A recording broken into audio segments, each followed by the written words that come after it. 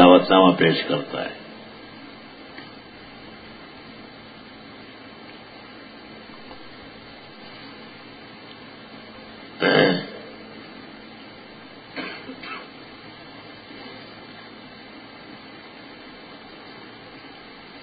سورہ فاتحہ کے اسامی کافی سارے ہیں اور کثرت الاسامی تدل علی عظمتہ وغزارتہ. فاتحہ کے نام زیادہ ہے اور زیادہ نام دلیل ہے کہ بڑی سورت ہے، شان والی ہے، عظمت اور بڑائی والی سورت ہے. فاتحہ لأن القرآن یفتح منہا، قرآن یہی سے شروع ہے موجودہ ترتیبی فرشی اور عرشی کے مطابق. فاتحہ لأنہا مفتحۃ للکتاب، قرآن کے آغاز اور صدر کی صورت ہے فاتحہ.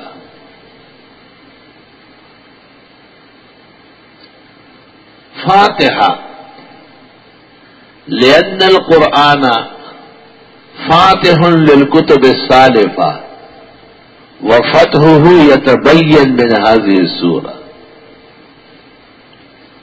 اس صورت سے پتہ چلتا ہے کہ قرآن نے تمام آسمانی کتابوں کو فتح کیا ہے، منسوخ کر دیا ہے، اور کمالات علوم سورت سے واضح ہے. آگے جب علوم کی تقسیم ہوگی تو آپ کو اندازہ ہو جائے گا.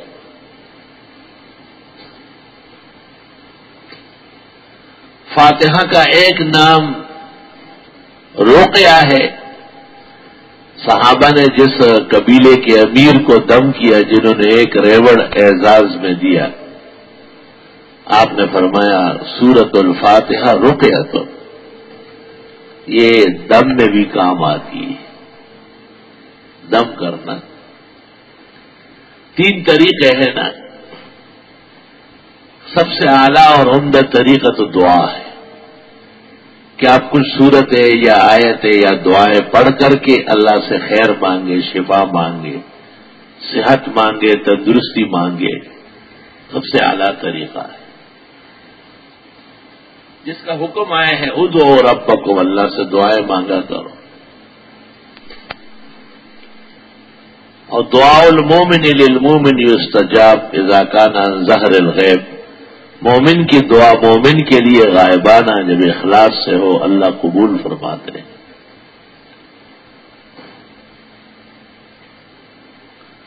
دعا خود مانگنا زیادہ اکسیر ہے، کیونکہ درد، فکر، تشویش، غم، صدمہ جو خود ہوتا ہے کسی اور کو نہیں ہو سکتا. یعنی اخلاص اپنے کام میں اپنے لیے تو بہت ہوتا ہے.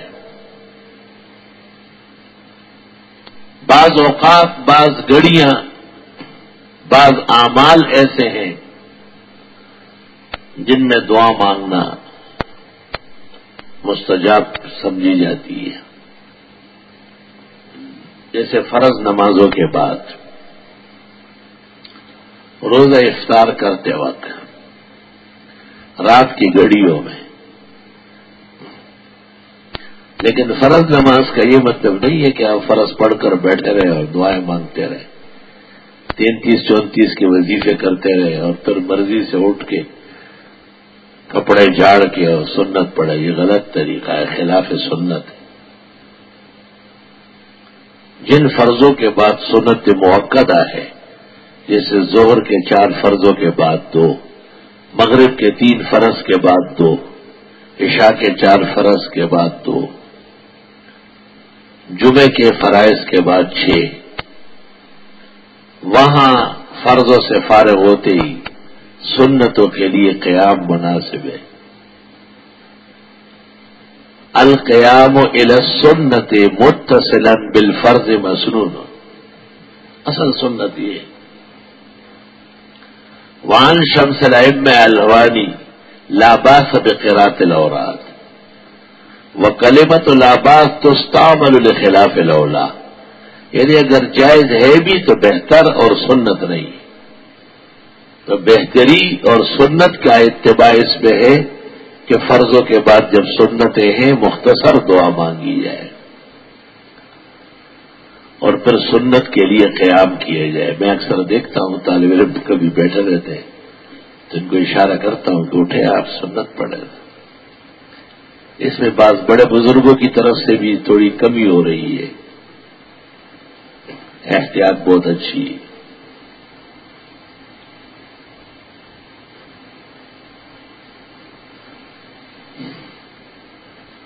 مسائل کے بیان میں تھوڑا سا کمی ہے. اس لیے طالب علم غریب اور سارے لوگ دونوں ہاتھوں سے تسبیحات پڑھتے ہوئے لکھا ہوا ہے ابو داؤد میں کہ بھی یمینی صرف دائیں ہاتھ سے پڑھتے تھے. ایک لالا نے لکھا ہے کہ یہ علی حدیثوں کا مذہب. میں نے کہا علی قاری مرقات جلد 2 صفحہ 363 لکھتے ہیں تو وہ ملا علی قاری علی حدیث ہے. طاہر پٹنی تکملہ مجمع البحار جلد 587 لکھتے ہیں تو وہ علی حدیث ہے. اور تحتاوی علی المراقی 172 صفحے پر لکھتے ہیں کہ صرف دائیں ہاتھ سے پڑھنا چاہیے تو وہ علی حدیث ہے.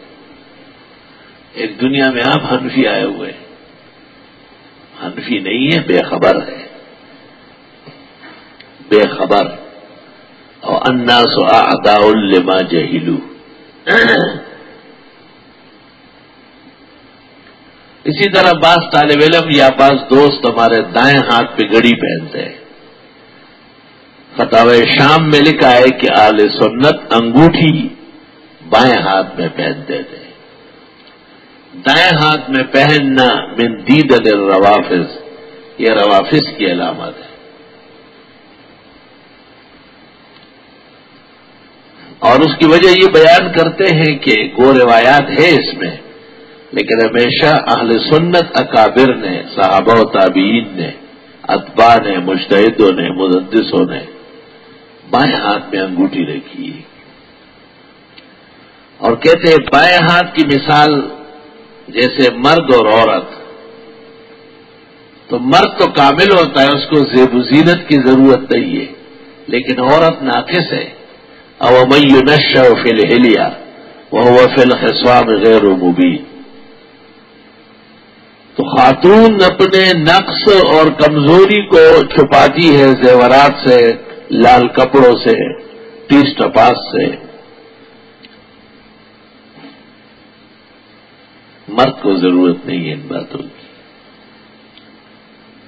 تو حاصل کلام کا یہ نکلا کہ اگرچہ بعض بزرگوں کی عادت رہی ہے اور کچھ روایات بھی مؤید ہیں جیسے ترمذی اور شمائل وغیرہ، لیکن عمل جو اہل حق کا، اہل سنت کا 1400 سال سے رہا ہے وہ انگوٹھی بائیں ہاتھ میں پہننے کا ہے. اور گھڑی بھی انگوٹھی پر قیاس ہے. اس لیے بجائے دائیں ہاتھ کے بائیں ہاتھ میں ہونا زیادہ موزون ہے، حدیث اور فقہ کے قریب ہے.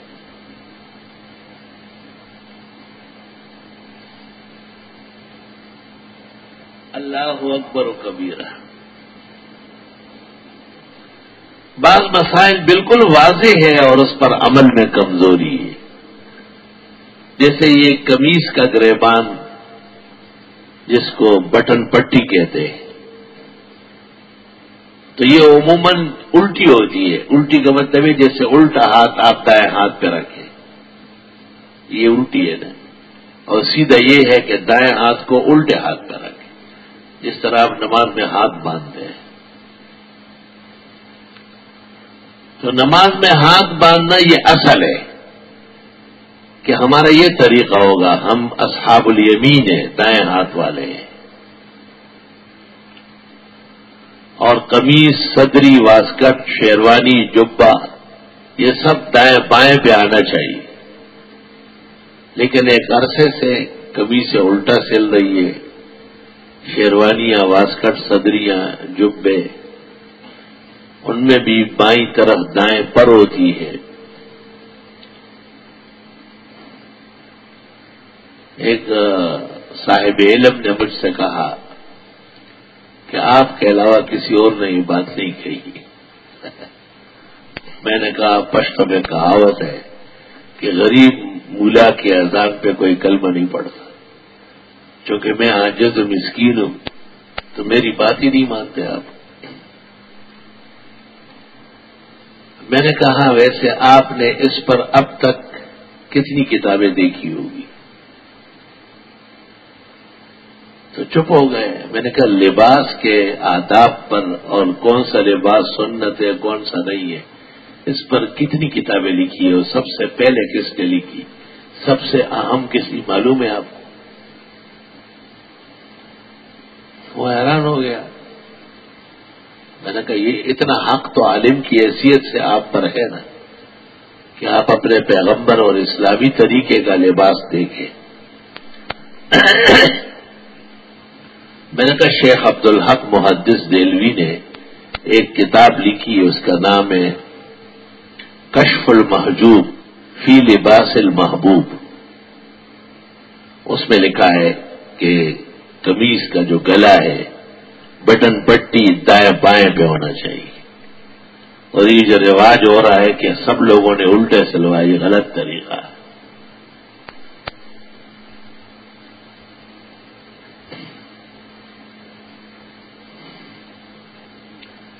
پھر کہنے لگے وہ کتاب تو بہت کم لوگوں نے دیکھی ہوگی، آپ کے علاوہ کسی نے نہیں دیکھی۔ میں نے کہا شیخ عبدالحق نے میرا ماموں نہ چچا ہے، ہندوستان کے ایک سربراہ عالم ہے، اور ان کی یہ تصنیف اچھی تصنیف سمجھی گئی، اس لیے خلاصۃ الفتاوی کے ساتھ چھپی۔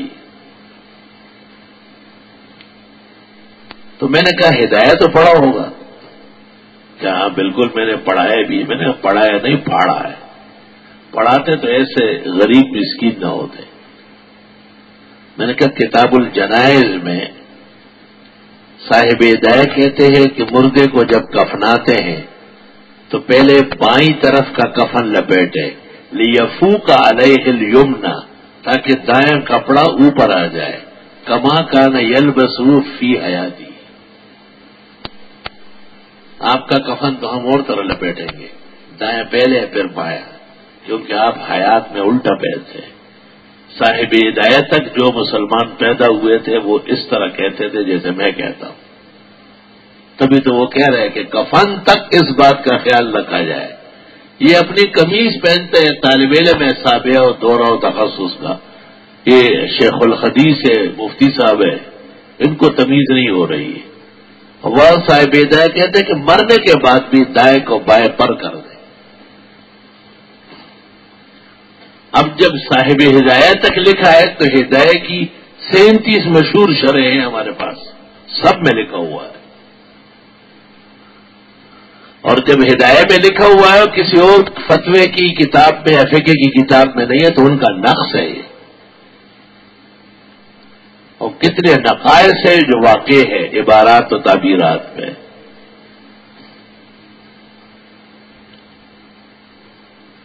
خیر الحمدللہ انہوں نے اپنے بھی کپڑے ٹھیک کیے، اپنے شاگردوں کو بھی نصیحت کی، بلکہ ایک دفعہ مجھے لے گئے، کہا جو اس پر بیان کر لو۔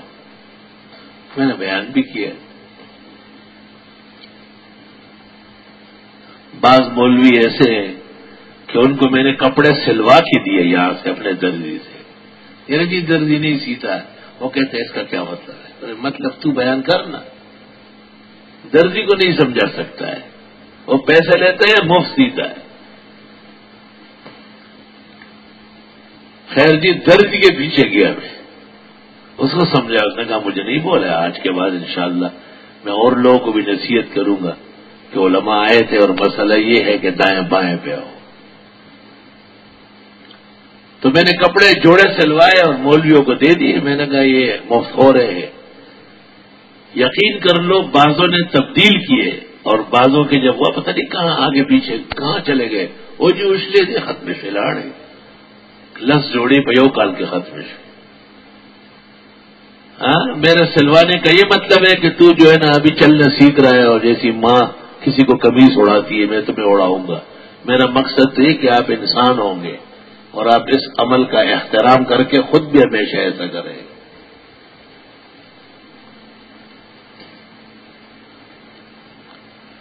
ایک اور بزرگ عالم دین ہے، ہمیں ان سے شاگردی کی نسبت بھی ہے، وہ کہتے تھے یار آپ مجھے اس طرح کنارہ بناتے ہیں، پھر میں درزی کو 30 روپے دے کے اس کو ٹھیک کرواتا ہوں۔ میں نے کہا ٹھیک کرواتے ہیں یا بگاڑتے ہیں؟ تو ایک دن میں نے کہا حضرت کوئی گناہ ہے اگر آپ کی زندگی میں کوئی سنت زندہ ہو گئی؟ الحمدللہ وہ بات ان کو لگی اور اب وہ صحیح کپڑے پہنتے ہیں اور قمیص کا دایاں بایاں پر رہتا ہے۔ توجہ نہیں ہے، اکثر تو خیال نہیں ہے۔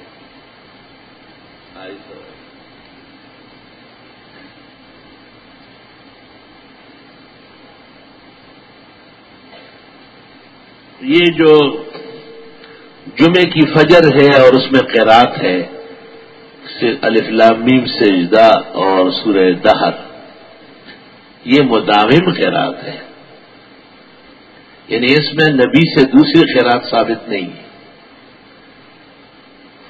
امام ابو جعفر طحاوی نے تمام نمازوں میں دوسری صورتیں بتائی، لیکن جمعے کی فجر میں کہا تو مگر کوئی صورت نہیں بتا سکے، اور یہ طے شدہ ہے کہ جمعے کی فجر میں جناب رسول اللہ صلی اللہ علیہ وسلم نے ہمیشہ الف لام میم سجدہ اور دہر پڑھی ہے۔ بعض فقہاء نے جو لکھا ہے کہ پڑھے لیکن کبھی کبھی چھوڑ بھی دے تاکہ مداوم نہ بنے۔ سعایہ میں مولانا عبدالحی صاحب نے اور نصب الرایہ میں جمال الدین زیلئی نے، نصب الرایہ جلد 2 صفحہ 6، 4 جلدوں والا نسخہ، اس میں لکھا ہے کہ جب حدیث میں مداومت آ چکی ہے تو کسی امتی کا یہ کہنا کہ مداوم نہ ہو غلط ہے۔ یہ پڑھنا بھی سنت ہے اور دوام بھی سنت ہے،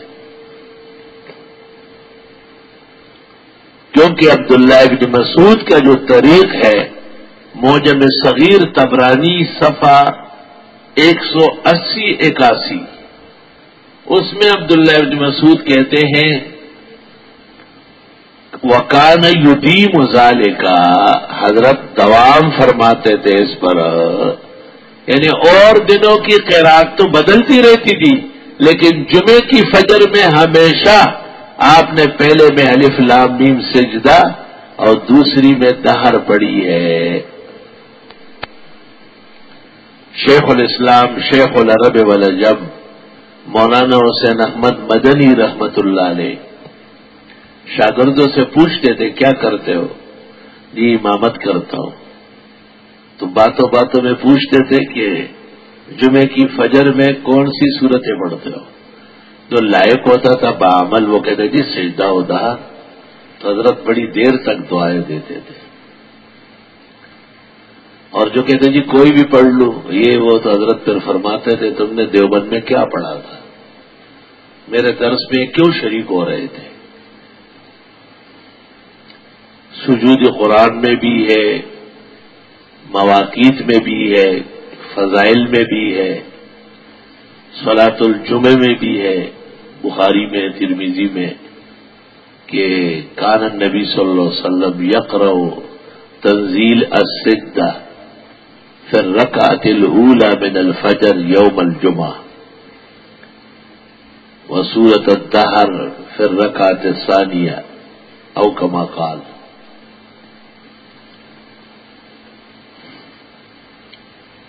مولانا نجم الدین صاحب اصلاحی شیخ الاسلام کے خاص شاگرد ہیں، لیکن ان کی لائن دوسری تھی، قرات اور تجوید وغیرہ پڑے ہوئے دیوبند کے تھے، جیسے مولانا قاری بخش ملتان والے فاضل دیوبند تھے، یہاں کراچی میں قاری حبیب اللہ صاحب تھے، جمعیت تعلیم القرآن والے انہی کے مطابق چل رہے تھے۔ یہ مولانا حبیب اللہ بھی دیوبند فاضل تھے، شیخ الاسلام کے شاگرد تھے۔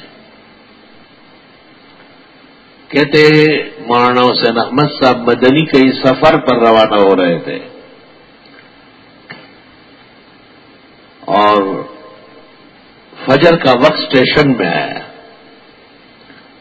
آپ نے قاری نجم الدین صاحب اصلاحی کو کہا کہ نماز پڑھا لیں۔ قاری نجم الدین نے سوچا کہ اسٹیشن ہے، جلدی ہے، کوئی سورت پڑھ لی ادھر ادھر سے جیسے مولوی پڑھتے ہیں. نماز کے بعد دیکھا گیا تو شیخ الاسلام پر بہت ناراضگی کے آثار تھے. اور قاری نجم الدین صاحب فرماتے ہیں کہ میں نے حضرت سے پوچھا، حضرت نے مجھ سے پوچھا کہ گاڑی آنے کا ٹائم معلوم نہیں تھا کیا؟ اب بھی 1.5 گھنٹہ باقی ہے. کس بات کی جلدی تھی؟ اور فجر میں، جمعے کی فجر میں کون سی صورتیں پڑھی جاتی ہیں؟ کہ مجھے یاد آیا، میں نے کہا جی غلطی ہو گئی. کہ غلطی نہیں ہوئی، ہمارا پورا ہفتہ برباد کر لیا. دارالعلوم دیوبند میں جمعے کی فجر شیخ الاسلام خود پڑھاتے تھے. فرماتے تھے یہ مولوی اور قاری اپنی آسانی کے لیے کوئی اور صورت پکڑ لیں گے اور سجدہ و دہر پڑھتے تھے. ایک دن حکیم الامت مولانا اشرف علی صاحب کے ہاں مہمان ہوئے اور جمعے کی فجر تھی. مولانا اشرف علی صاحب نے حضرت شیخ الاسلام کو کہا کہ نماز آپ پڑھا رہے ہیں. حضرت مدنی نے کہا کہ میری عادت ہے کہ میں سجدہ و دہر پڑھتا ہوں، کسی کو تکلیف نہ ہو جائے. حضرت حکیم الامت نے کہا جس کو تکلیف ہے وہ کہیں اور چلے جائے، یہ میری مسجد ہے اور جس طرح میں چاہوں گا ایسا ہوگا. شیخ الاسلام نے سجدہ و دہر پڑھی. سجدے کی جگہ جب آئی تو سجدے میں چلے گئے، پھر رکو، قرات رکو. لوگ تو ایسے ہوتے ہیں نا. نماز کے بعد لوگوں نے کہا یار جی ہمیں تو پتہ ہی نہیں چلا، آگے ہو گئے پیچھے ہو گئے، نماز ہوئی یا نہیں. حکیم الامت نے اعلان کیا کہ آج کی اس سنت کے احیاء سے اب تک جو نمازوں میں کمی کوتاہی ہوئی اللہ وہ بھی معاف فرما دے گا. یہ واقعہ مفتی محمود الحسن گنگوئی نے حدود اختلاف میں نقل کیا ہے اور اس کو پورے دلائل کے ساتھ نقل کر کے اس کتاب کو میں نے شائع کیا اور اس کا نام رکھا ہے آداب اختلاف.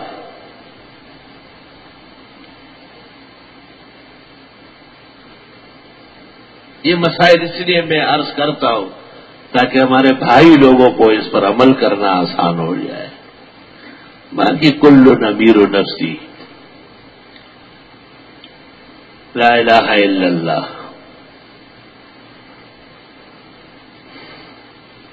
تو سورہ فاتحہ کے نام زیادہ ہے. ایک نام اس کا رقیہ بھی ہے، دم درود، جھاڑ پھونک. بتایا تھا کہ 3 طریقے ہیں آیات یا دعوات کے استعمال کے. سب سے اعلیٰ و عرفہ طریقہ دعا ہے اور دوسرا طریقہ وہ دم کرنا ہے. آیتیں پڑھے اور اس وقت متوجہ رہے بیمار پر اور کوئی خیال ذہن میں نہ لائے.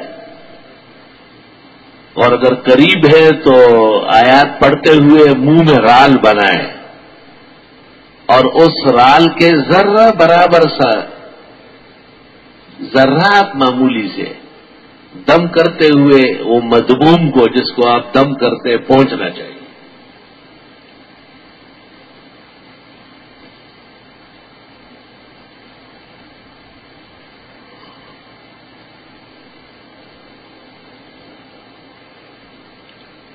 اور تیسرا طریقہ یہ ہے کہ آیات کسی پلیٹ یا پرچ میں لکھ لی جائے زعفران سے یا ویسے ہی بغیر نشانی کے جیسے آپ لکھتے ہیں صاف قلم سے، اور پھر اس میں پانی ڈال کے پلائے اور اس کو کہے کہ یہ پی لے. شیخ الاسلام ابن تیمیہ نے دونوں کی اجازت دی ہے اور آج حنابلہ آستین چڑھا کے لوگوں سے جھگڑے کرتے ہیں. الطب النبوی ابن قیم صفحہ 270. حافظ ابن قیم کہتے میں نے اپنے استاد شیخ الاسلام ابن تیمیہ سے پوچھا کہ بعض لوگ لکھ کے پلاتے ہیں. شیخ الاسلام نے کہا جس کا پڑھنا جائز ہے اس کے لکھ کر پینے میں حرج کیا ہے؟ کیا حرج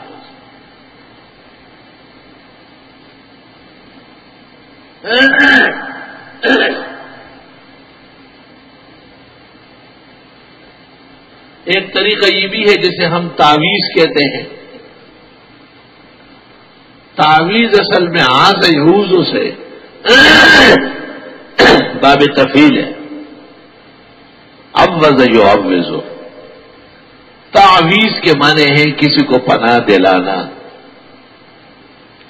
بعض آیات اور بعض دعائیں ایسی ہے کہ ان کو لکھ کر کے دیا جاتا ہے. اللہ کی شان ہے کہ وہ کلمات معنی بنتے ہیں، رکاوٹ بنتے ہیں، شر کے لیے، فساد کے لیے، بیماریوں کے لیے، تکلیفوں کے لیے.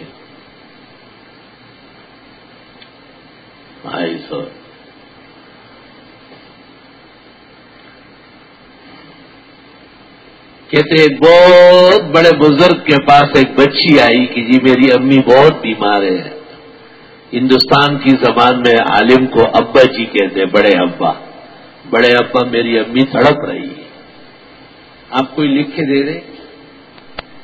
وہ بزرگ سر پہ ہاتھ پکڑ رکھ کے بیٹھ گئے، اف، اور غمگین ہو گئے بہت زیادہ. اور ان کی عادت نہیں تھی تعویذ لکھنے کی. جو لوگ لکھتے ہیں ان کی چلتی ہے، جو نہیں لکھتے ان کی نہیں چلتی. عجائب علوم ہے. تو انہوں نے ایک کاغذ لیا اور اس پر بسم اللہ الرحمن الرحیم رب العالمین. یہ بچی بہت پریشان ہے اپنی والدہ کے لیے. ان کی والدہ تڑپ رہی ہے، جو اس سے دیکھا نہیں جاتا اور مجھ سے سنا نہیں جاتا. اے سننے قبول کرنے والے، اس کی امی کی تکلیف دور فرما لے. اور بند کر کے دے دیا، وہ ٹھیک ہو گئی. اللہ اکبر، ایسے اخلاص، لا الہ الا اللہ.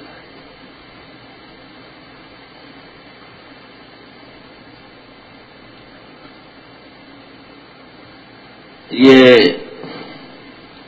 دینپور میں ایک بزرگ تھے بہت بڑے، اور کالا باغ کے امیر ان کا مرید تھا. کبھی کبھی اپنے ہاں لے جاتے تھے کالا باغ اور وہاں مہینوں رکھتے تھے اور بڑی خدمت کرتے تھے.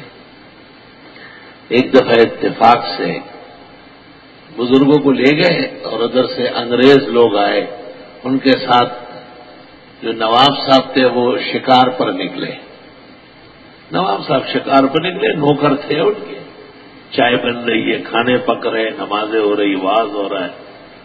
لیکن لوگ ہر طرح ہوتے. کسی نے کہا نواب صاحب نے برا کیا ہے، آپ کو لے آیا خود غائب ہو گیا. تو وہ بزرگ کہتے تھے سونے کے لیے کاٹ ہے، پینے کے لیے چائے ملتی ہے، اور رہنے سہنے کے لیے کھانا بھی دیتے ہیں. نواب صاحب آ جائیں گے. پھر کوئی آیا، پھر آیا، پھر آیا. جب وہ بہت تنگ ہوئے تو انہوں نے کہا دے دو ایک کاغذ. ایک کاغذ پر کچھ لکھا، کہ یہ پتھر کے نیچے دباؤ. دبا دیا، چند منٹ نہیں گزرے نواب صاحب آ گئے. بھائی جی معافی چاہتا ہوں، بڑی بے عزتی ہوئی، پیروں پہ سر رکھا. اور جی بڑا ظلم ہو گیا، یہ انگریز بڑا تنگ کرتے ہیں، بڑا ظالم ہے. آ جاتے ہیں، مصروف کرتے ہیں ہمیں. وعدہ کرتا ہوں آئندہ کہیں نہیں جاؤں گا. تو ایک آدمی جو ہوشیار سا تھا، اس نے وہ لوگوں کا خیال تو نہیں تھا، پتھر اٹھا کے ایک تعویذ اٹھائی اور اسے کھول کے دیکھا. تو اس بزرگ نے لکھا ہوا تھا، وہ نواب کا نام تھا بہاول خان، کہ بہاول آئے تو کیا اور بہاول نہ آئے تو کیا. بس یہ کلمہ لکھو. اتنا اثر تھا. بہاول آئے تو کیا اور بہاول نہ آئے تو کیا. اس کو لپیٹ کے نیچے دباؤ، بہاول آ گیا. مستقل میدان ہے یہ تعویذات کا. یار ایک کا کام نہیں ہے کہ آپ لکھنا شروع کر لیں اور ہو جائے.